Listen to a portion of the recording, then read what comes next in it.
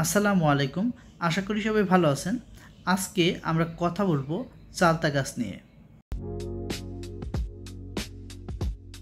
বাংলাদেশের গ্রামীণ আঙিনা ও রাস্তার ধারে দাঁড়িয়ে থাকা সবুজ পত্রপল্লবে ভরপুর গাছগুলোর মধ্যে চালতা অন্যতম। চালতা গাছ সাধারণত মাঝারি আকারের ও চিরসবুজ। এর পাতা বড় ও ঘন হয়ে থাকে, আর ফলের বাইরের অংশ সবুজ ও শক্ত, ভিতরের অংশ নরম, টক মিষ্টি স্বাদের শ্বাস থাকে। চালতার পুষ্টিগুণ আসলে কি? চালতা শুধু টক স্বাদের জন্যই নয়, বরং স্বাস্থ্য উপকারিতার জন্য প্রসিদ্ধ। এতে রয়েছে ভিটামিন সি, রোগ প্রতিরোধ করার ক্ষমতা যা বাড়ায়। ক্যালসিয়াম ও ফসফরাস রয়েছে, যা হাড় ও দাঁত মজবুত রাখে। অ্যান্টিঅক্সিডেন্ট উপাদান রয়েছে, যা শরীরের ক্ষতিকারক ফ্রি রেডিকাল থেকে দূর করে। খাদ্য অ্যাশ থাকে, যা হজমে সহায়তা করে।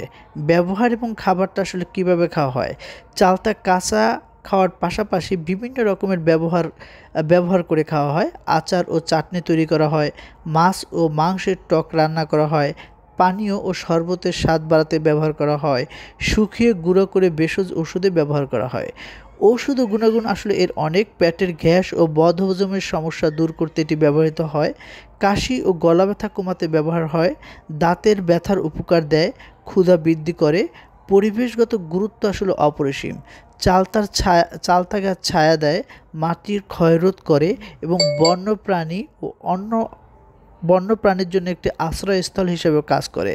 মৌসুমে এর ফুল মৌমাছি ও প্রজাপতিকে আকর্ষণ করে, ফলের বৈচিত্র্য রক্ষায় এটি গুরুত্বপূর্ণ ভূমিকা পালন করে।